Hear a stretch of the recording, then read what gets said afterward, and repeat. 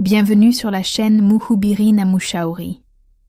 Aujourd'hui, nous allons découvrir un seul verset, 3 promesses. Perdu, il est le chemin. Trompé, il est la vérité. Mort, il est la vie. Jésus lui dit, je suis le chemin, la vérité et la vie. Nul ne vient au Père que par moi. Jean 14, verset 6. Du trouble des disciples, Jésus nous parle pour nous amener à voir en lui une réponse personnelle pendant nos moments de troubles et de questionnements. Pourtant, nous avons toujours de questionnements.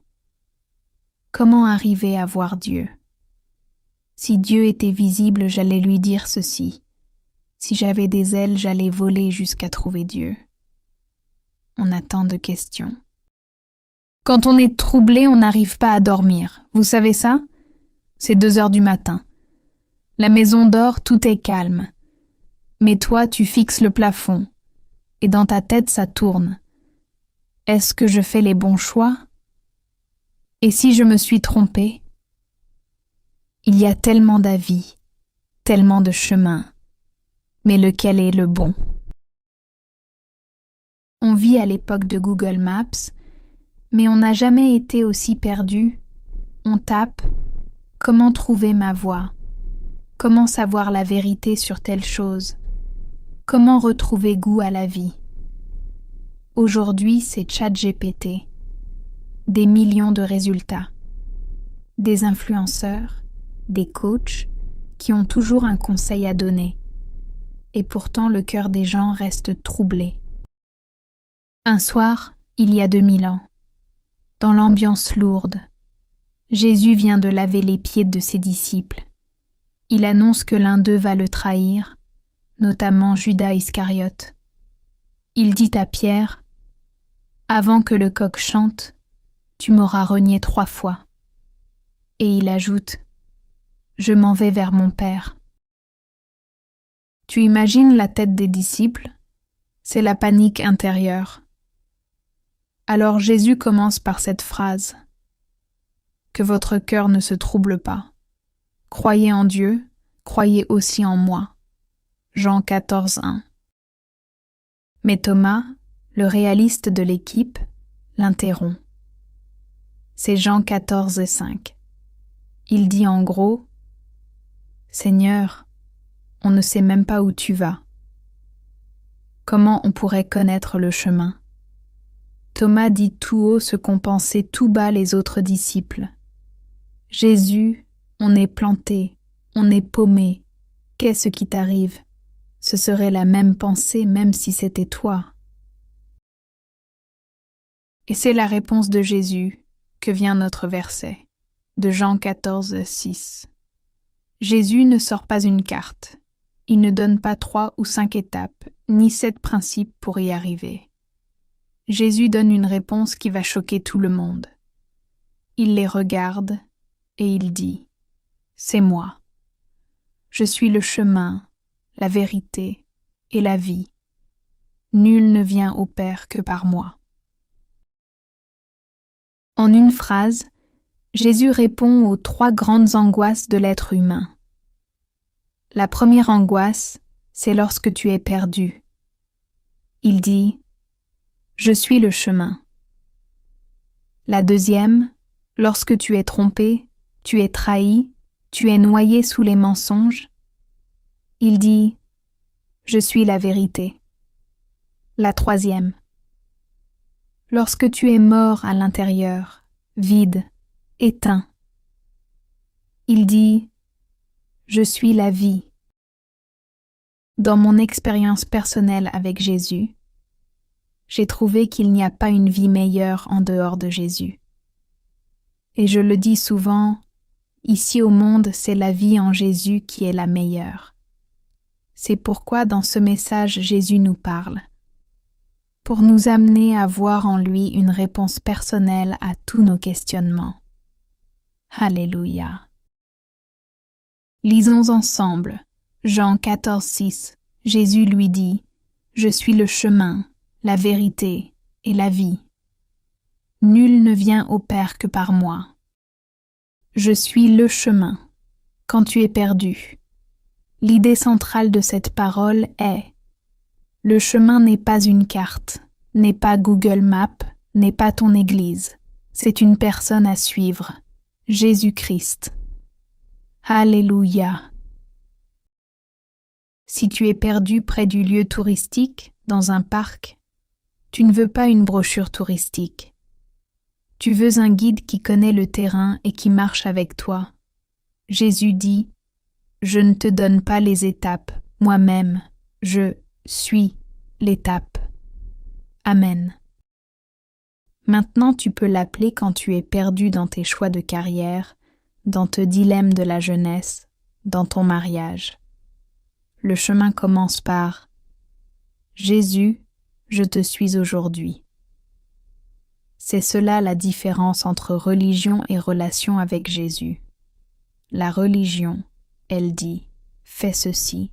Jésus dit: suis-moi, je suis le chemin. Amen.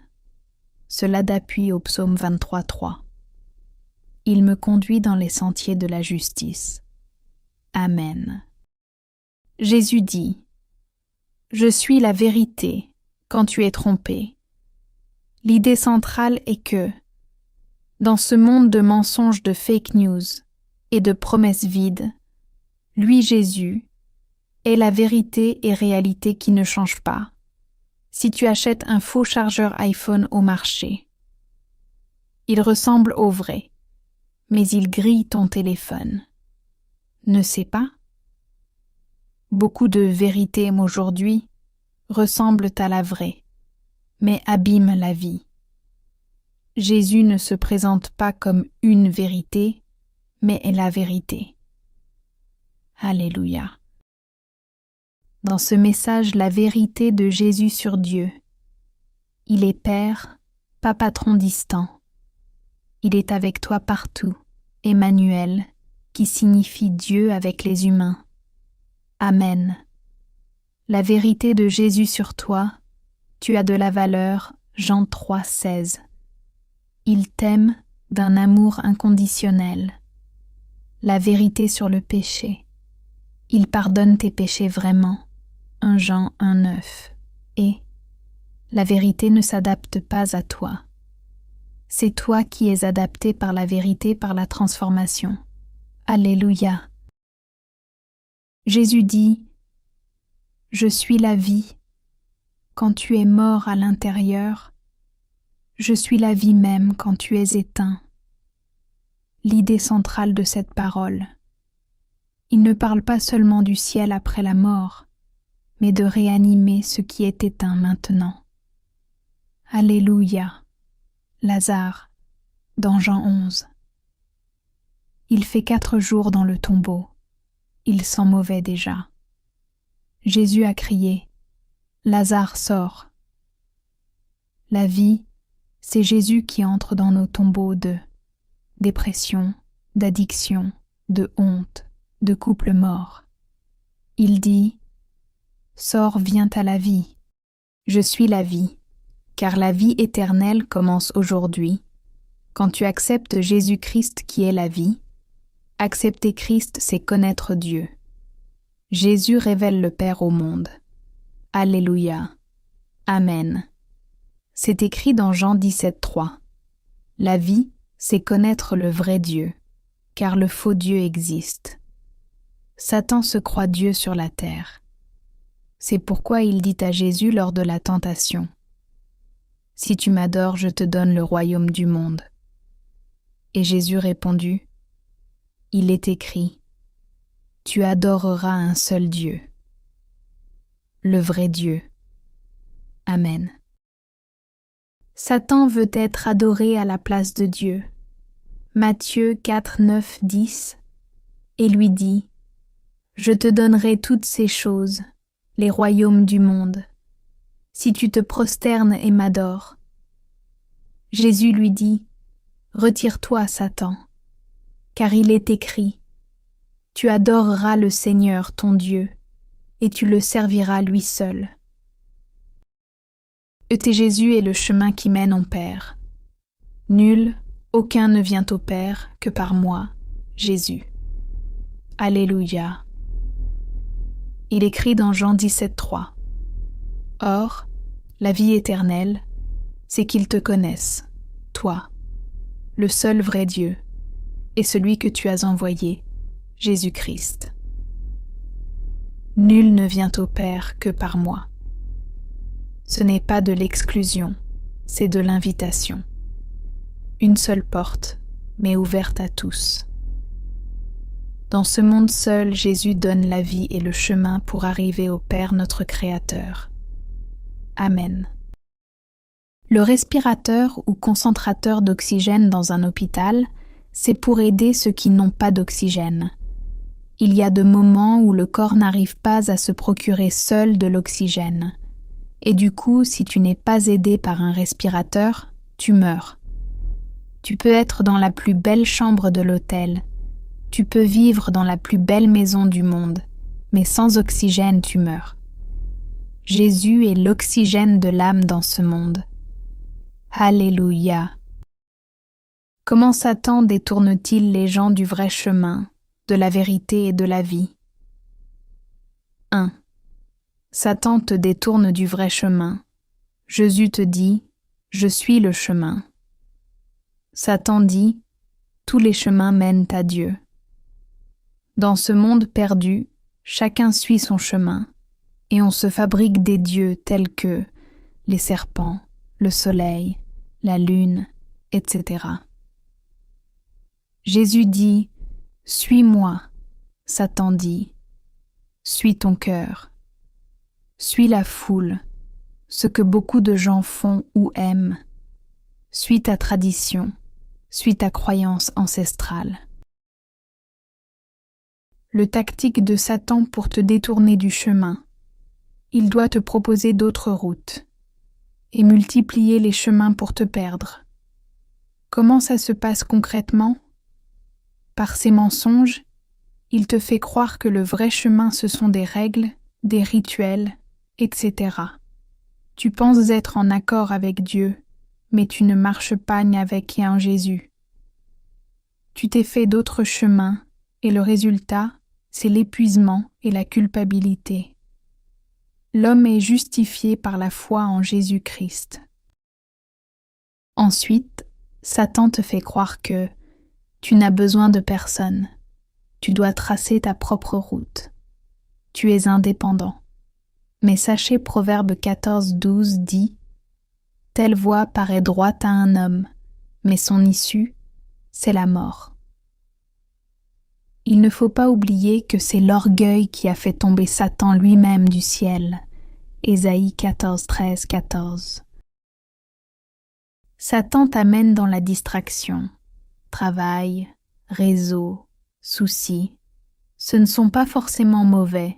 Mais si ça remplit l'agenda, tu n'as plus le temps de suivre le chemin qui est Jésus. Luc 8,14. La graine qui tombe dans les épines, les soucis et d'autres distractions ne porte pas de fruits jusqu'à maturité. Son but, que tu marches, mais loin du guide. Ce message te rappelle au vrai chemin. 2. Satan détourne le gens de la vérité. Il sait que si vous connaissez la vérité, il va vous perdre. Jean 8,32 dit « Vous connaîtrez la vérité, et la vérité vous affranchira. » Alors par ses mensonges, Satan vous dit d'ailleurs la Bible est dépassée, lorsque Jésus dit « Je suis la vérité ». Satan dit « Tu as ta vérité ». La parole de Jésus nous rend libres. Jean 8,32. Je te dis, la Bible n'est pas dépassée. Si tu ne lus pas la Bible, Satan t'a déjà eu. Que le Seigneur Jésus t'aide. Comment ça se passe concrètement? Le mensonge sur Dieu, dans Genèse 3. C'est le premier dialogue de Satan à Ève. Dieu a-t-il réellement dit? Il sème le doute sur le caractère de Dieu. Il te montre que Dieu est dur. Il veut te priver de la connaissance. Le résultat. Ève croit qu'elle doit se débrouiller sans Dieu. Le mensonge sur toi. Satan te dit « Tu es trop sale, Dieu ne peut pas t'aimer. Tu as fait trop de mal et il t'amène au découragement. » Soit Satan te dit « Tu es trop bien, tu n'as pas besoin de pardon. Telle personne fait de choses graves que toi. » Deux mensonges opposés. Même résultat. Tu ne vas pas à Jésus. Tu restes ce que tu es. C'est dangereux. Le mensonge sur le péché. Satan te dit ce que tu fais, c'est pas grave. Tout le monde le fait. Profite, tu te confesseras après. Il minimise l'hameçon pour cacher le piège. Hébreux 3,13 parle de l'endurcissement par la séduction du péché.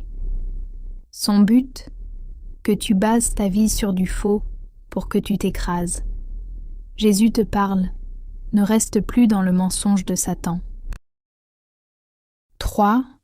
Satan détourne les gens de la vie éternelle.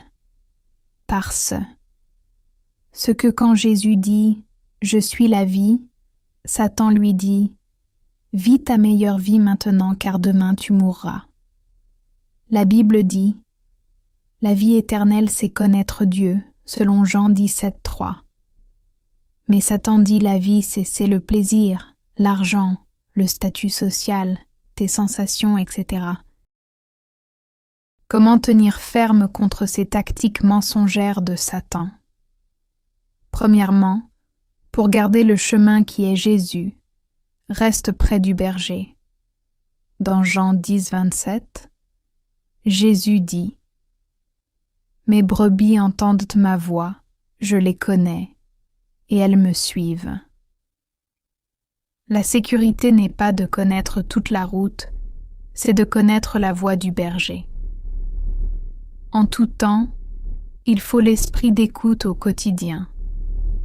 Consacrez même 10 minutes de méditation biblique et prie Dieu ton Père céleste.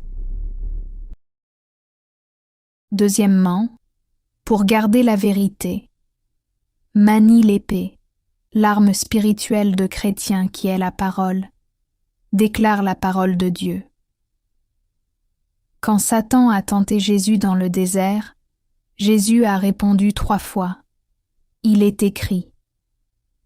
C'est dans Matthieu 4. La vérité ne se débat pas, elle se déclare. Connaître la parole, c'est enlever les munitions au menteur. Il peut te dire de vivre d'abord ta vie.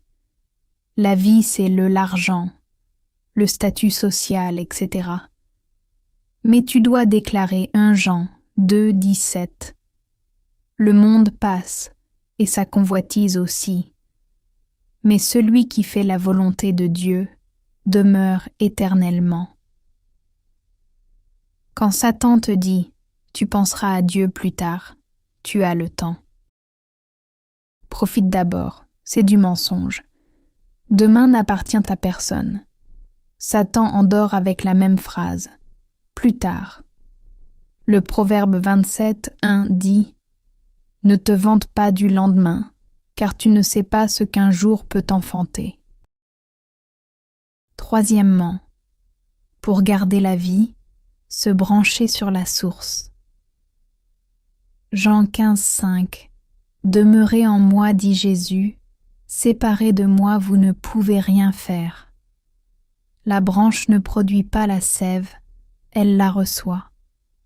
Alors reçois la sève par la connexion avec Jésus, par la piété ou l'attachement à lui, la vie de sainteté et de sanctification, etc.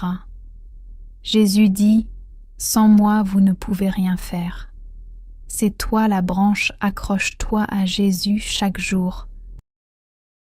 Satan ne peut pas éteindre le chemin, la vérité et la vie. Alors il met des panneaux de déviation, il change les étiquettes, etc. Le travail du croyant n'est pas de débattre avec lui, c'est de fixer nos yeux sur Jésus.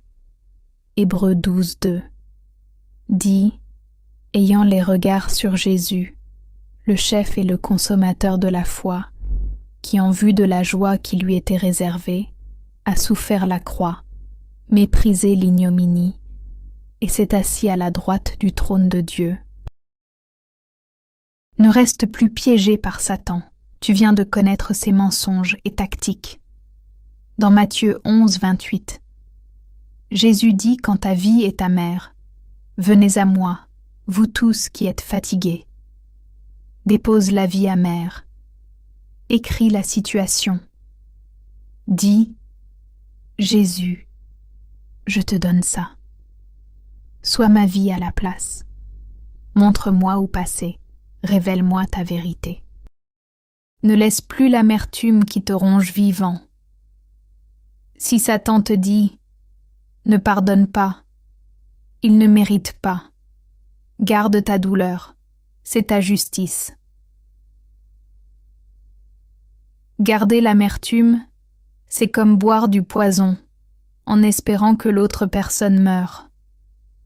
Pendant ce temps, c'est toi qui t'éteins de l'intérieur.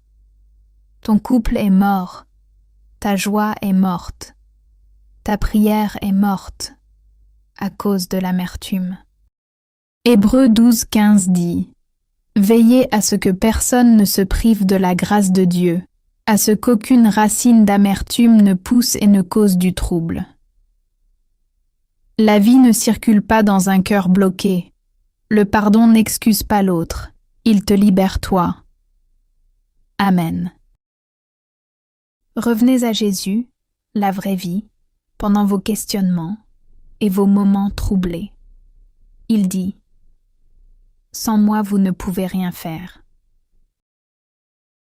Je veux parler à ces personnes aujourd'hui. La première, tu es éteint à l'intérieur. Tu souris le dimanche, mais du lundi au samedi tu es vide. Tu as tout essayé pour te sentir vivant, et rien ne marche longtemps. Jésus te dit « Je ne suis pas venu réparer ta vie, je suis ta vie. » Veux-tu arrêter de chercher la vie dans des choses mortes? Si c'est toi, parle avec Jésus dans la prière. La deuxième personne. C'est toi qui vis dans le plus tard. Ça fait des mois que le Saint-Esprit te parle de ce péché, de cette relation, de ce pas de foi. Et tu dis « un jour ». Et si ce soir c'était là ton jour? 2 Corinthiens 6, 2 dit « Aujourd'hui est le jour du salut ». Si tu veux dire à Dieu « J'arrête de reporter », parle avec Jésus dans la prière. La troisième personne.